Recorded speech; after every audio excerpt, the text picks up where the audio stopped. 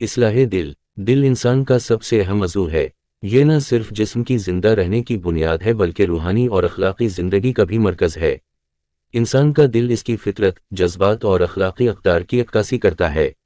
اگر دل میں نیک نیت، محبت اور اخلاص ہو تو انسان کی زندگی خوشحال اور کامیاب ہوتی ہے۔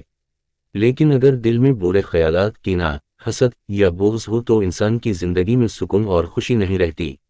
دل کی اصلاح کی سب سے پہلی ضرورت یہ ہے کہ انسان اپنے اندر موجود برائیوں اور منفی جذبات کو پہچانے اور انہیں دور کرنے کی کوشش کرے۔ اس کے لیے سب سے اہم قدم توبہ اور استغفار ہے۔ جب انسان اللہ کی جانب رجوع کرتا ہے اور اپنے گناہوں پر پشیمانی ظاہر کرتا ہے تو اس کا دل صاف ستھرا ہو جاتا ہے۔ قرآن میں اللہ تعالیٰ نے فرمایا، یقیناً اللہ تعالیٰ دلوں کو تبدیل کرتا ہے۔ القرآن۔ دل کی اصلاح کے لیے سب سے پہلے اپنی نیتوں کو درست کرنا ضروری ہے، کیونکہ نیت انسان کے تمام اعمال کی اساس ہے۔ اس کے بعد انسان کو اپنے دل کی حالت پر نظر رکھنی چاہیے۔ برے جذبات جیسے کہ بغض، حسد اور تکبر دل کو سیاہ کر دیتے ہیں۔ ان منفی جذبات سے بچنا اور مثبت جذبات جیسے محبت، اخلاص اور معاف کرنے کی عادت ڈالنا ضروری ہے۔ حدیث شریف میں آیا ہے، تم میں سب سے بہتر وہ ہے جو اپنے بھائی کے لیے وہی پسند کرے جو اپنے لیے پسند کرتا ہے۔ بخاری۔ یہی وہ اخلاقی اصول ہیں جن کے ذریعے دل کی اصلاح کی جا سکتی ہے۔ ایک اور اہم بات یہ ہے کہ دل کی اصلاح کے لیے انسان کو اپنے ماحول کو بہتر بنانا چاہیے۔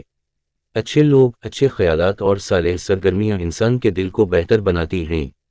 اللہ تعالیٰ کے ذکر میں دل کو سکون ملتا ہے، اس لیے روزانہ اللہ کا ذکر کرنا، نماز کی پابندی کرنا اور قرآن کی تلاوت کرنا دل کی صفائی کے لیے بہت ضروری ہے۔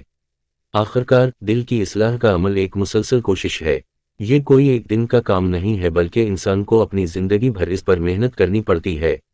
جب انسان کا دل صاف اور صالح ہوتا ہے تو اس کی زندگی میں سکون، محبت اور کامیابی آتی ہے۔ لہٰذا ہر مسلمان کی یہ کوشش ہونی چاہیے کہ وہ اپنے دل کی اصلاح کرے تاکہ وہ دنیا اور آخرت میں کامیاب ہو سکے۔ خلاصہ، دل کی اصلاح انسان کی روحانیت اور اخلاقی زندگی کا آغاز ہے۔ اس کے لیے توبہ، اللہ کا ذکر اور اپنے جذبات کی اصلاح ضروری ہے۔